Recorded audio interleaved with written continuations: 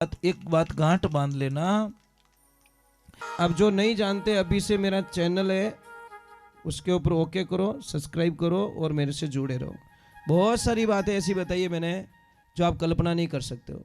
हजारों बातें अंदर डाली मैंने वीडियो के माध्यम से, ताकि आप तक पहुंचे, आप उसका आनंद लो।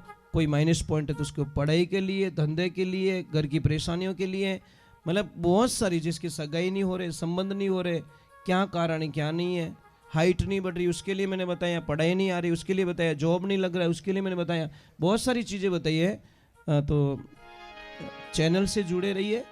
और चढ़ावा चढ़ाने वाले महापुरुषों की, सभी देवियों की, चुनी देवी पुकाराम जी 100 रुपया गया मैया के लिए। देखिए, जब तक हमारे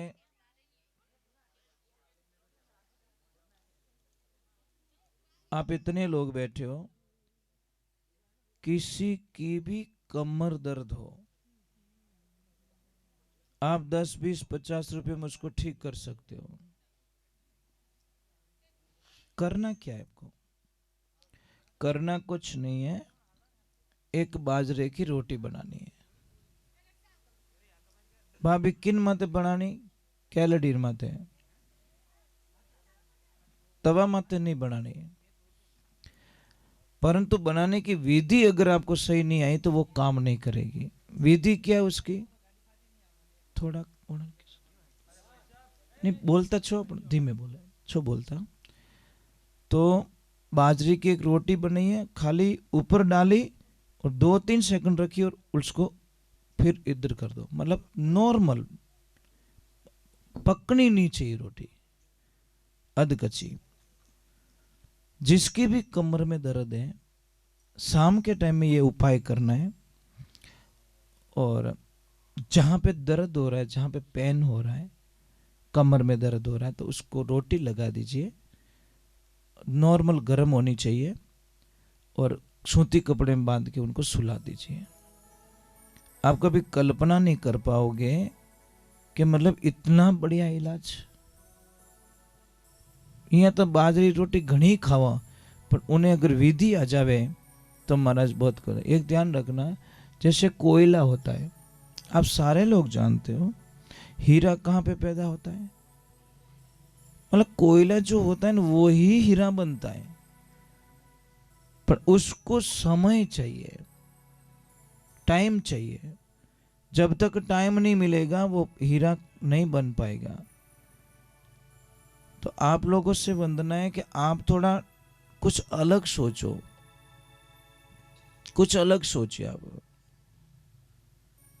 नॉर्मल जिंदगी नहीं जीनी हम लोगों को, डिस्टेंस होना, कोई कुछ विचारधाराएं हमारी बहुत बड़ा, विजन हमारा बड़ा होना चाहिए। एक बेटी ने, पिता बेटी के लिए हर साल जन्मदिन मनाता है, पूरे गांव ने हिगरी निवतो, भोजन प्रसाद वहीं जिमाता है। जब बेटी 15 साल की हुई तो 15वीं साल में बेटी ने मना कर दिया, पिताजी मेरा जन्मदिन नहीं मनाओगे। पिताजी ने बोला, बेटा मेरे से क्या भूल हो गई ऐसी? मैंने तो इस बार बहुत बड़ा सपना देखा, एक मेरी बेटी 15 साल की हो गई है, उसको हेलीकॉप्टर भाड़े मंगाऊंगा और हेलीकॉप्टर में घूमूंगा और फूलों की बारिश करूंगा। क्या? नहीं पिताजी, इतना करने की कोई आवश्यकता नहीं है। अब मेरा जन्मदिन आप नहीं मनाओगे, कोई खर्चा नहीं करोगे 1 रुपया का भी। पिताजी ने बोला, मेरे से बहुत बड़ी भूल हो गई है। तो पिताजी ने बोला कि बेटा तू बेटो गिने तो ही तू ही और बेटी गिने तो ही तू ही है, तू मना क्यों कर रही? पापा मैं कुछ नहीं जानती, परंतु मैं इतना जानती हूँ, मेरा जन्मदिन पे 1 रुपया का भी खर्चा नहीं करोगे आप। तो पापा को बहुत दुख हुआ, सारे प्लान चौपट हो गए। जब कल जन्मदिन है, आज रात को पिताजी उस बेटी के कक्ष में जाते हैं। बेटी आराम से फ्री माइंड होके सो रही है। पापा जाके उसके सिर पे हाथ रख के, आंखों में आंसू आ गए महाराज। और पापा बोल रहे कि, मन में बोल रहे कि मैंने ऐसी कौन सी गलती कर दी। और जैसे ऐसे भाव उमड़े, आंखों से आंसू पड़ गए, और आंसू कहाँ गिर गए? बच्चे के चेहरे पे।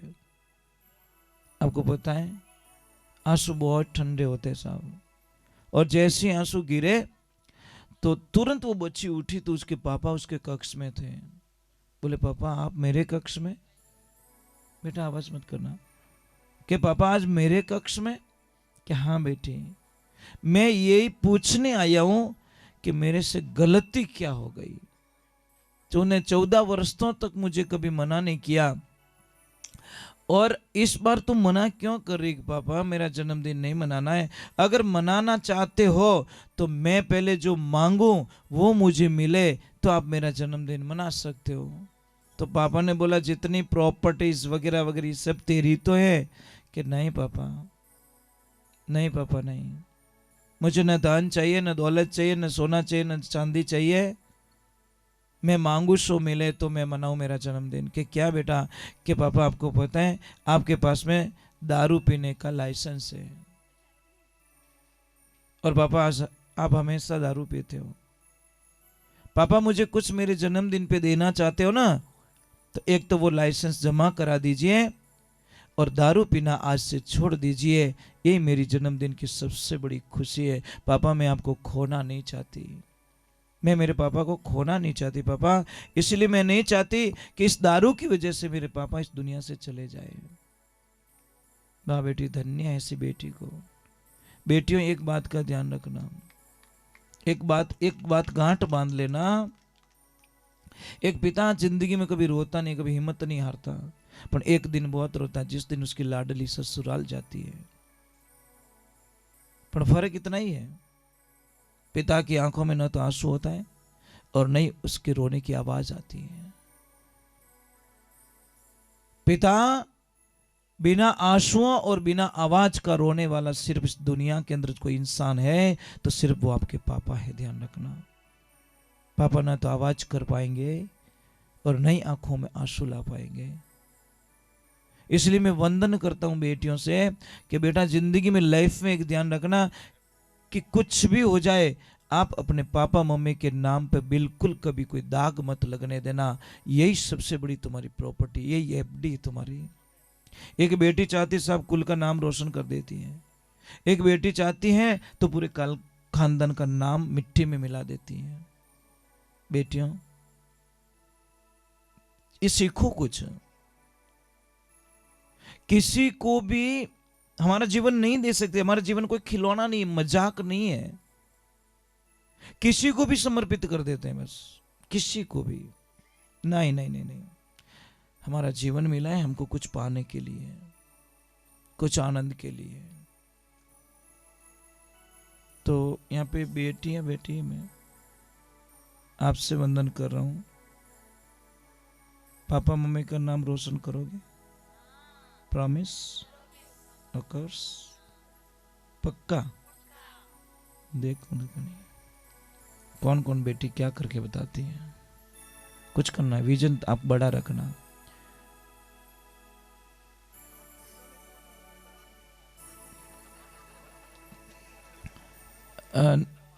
नहीं, मेन चीज तो कहीं रिसा के बेटी एक दिन कोई कॉलेज मोड़ी आई तो पापा थोड़ा हाका कर दिया, गुस्सो कर दियो, मम्मी हाका कर दिया। बेटी ने रोती हुई पूछा कि पापा मेरी गलती यही कि मैं छोरी हूं जीनू, અને थारो बेटो रात 2:30 बजे आवे तो पूछो ही को नहीं। पिता ने बहुत सुंदर जवाब दिया, बेटियों सुनना।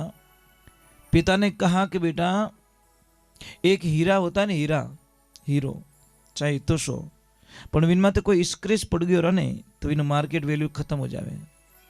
અને લોડારા ગટર ને कितई ठीड़ो, कितई स्क्रेच पड़ो, विनी मार्केट वेल्यू कोई खत्म। तो बेटा कौन है बेटी कौन है? हीरे को तिजोरी में रखा जाता है। तिजोरी कौन सी? दिल रूपी तिजोरी।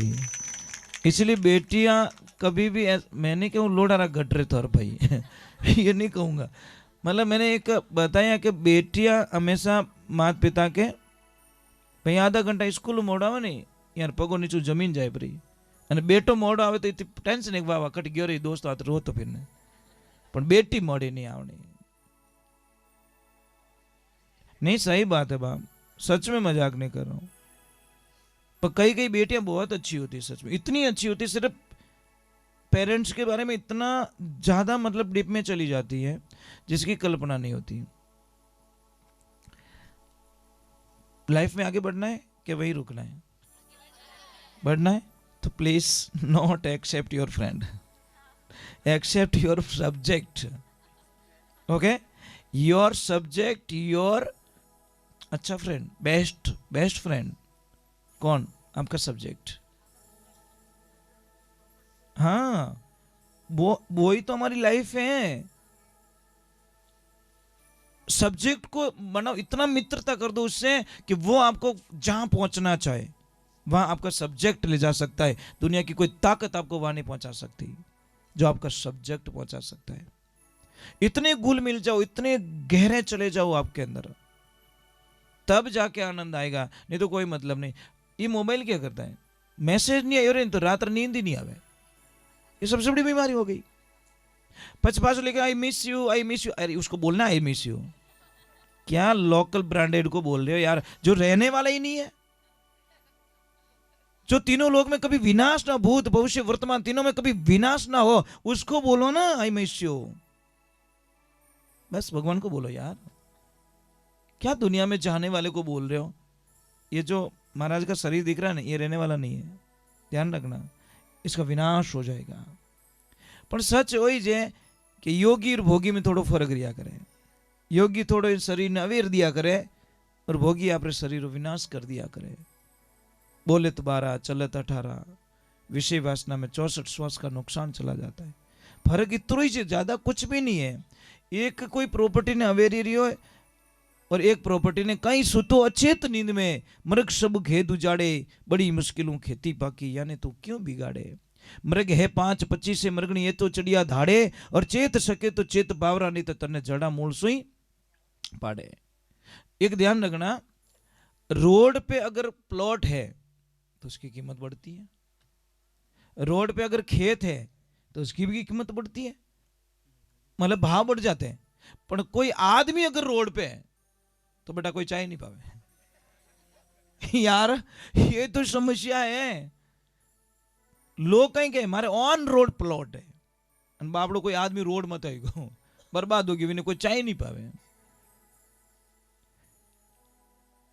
हाँ मतलब वही तो प्रॉब्लम है। नहीं भाई, रोड में तो दुकान है तो भाव बढ़ी ओड़ा, रोड में तो खेत है तो भाव बढ़ी ओड़ा, रोड में तो प्लॉट है तो भाव बढ़ी ओड़ा, तो रोड में तो आदमी रहे तो भाव बढ़ना चाहिए।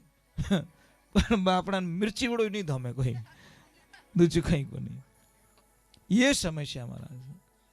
महाराज एक ध्यान रखना, कोई राजन थे, राजा थे, महाराज थे, तो अपनी यात्रा लेके जा रहे, तो जैसे ही यात्रा जा रहे तो एक पत्थर यार कर्म में लग गया, खून आने लग गया।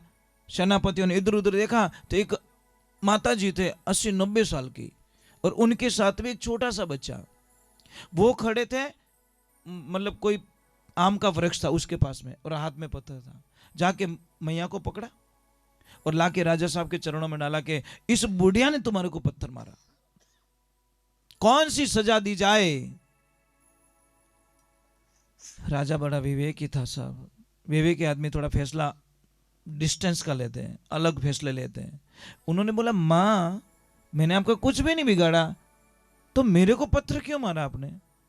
कि राजा साहब मैंने आपको नहीं मारा, मेरा बच्चा 3-4 दिन से भूखा था, खाने को कुछ नहीं मिल रहा था, तो मैं जो एक आम दिखाई दिया तो मैंने उस आम को पत्थर लगा, आम को नहीं लगा, वो पत्थर आपको लग गया। राजन नीचे उतरे और सारे मंत्रियों को बोला कि इस मैया को जितना धन दौलत चाहिए इसको दे दीजिए।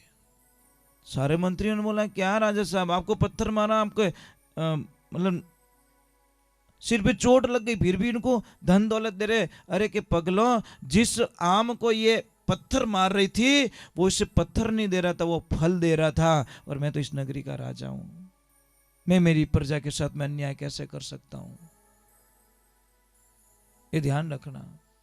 साहब आपको कोई गाली बोले आप गाली मत बोलिए, आपके ऊपर कोई केस कर रहा है आप केस मत कीजिए, आपको जिता देंगे, आपकी जीत हो जाएगी, निश्चित जीतोगे, संकल्प यात्रा से जीतोगे।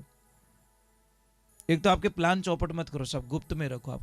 तो मैं आपसे वंदन कर रहा हूं जिंदगी को जी लो, जीवन छोटा सा है, कल किसने देखा नहीं है, कल के चक्कर में आज ना बिगाड़ो, यही मेरी प्रार्थना रहेगी।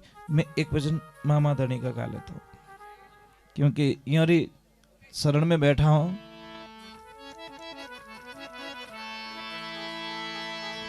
बोली मामा जी महाराज की।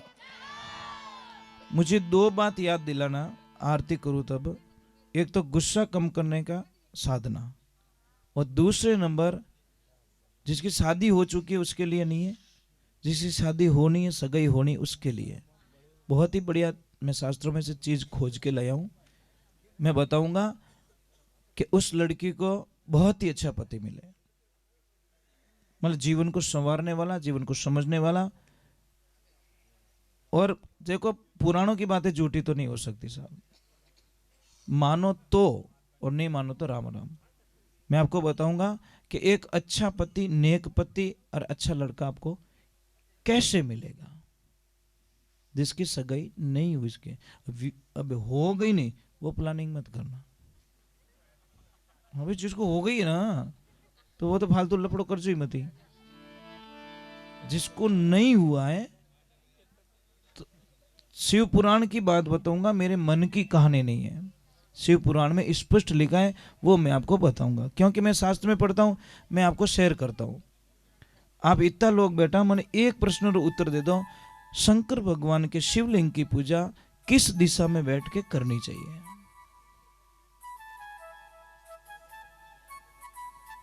बस यही समस्या है। बोलो। नहीं,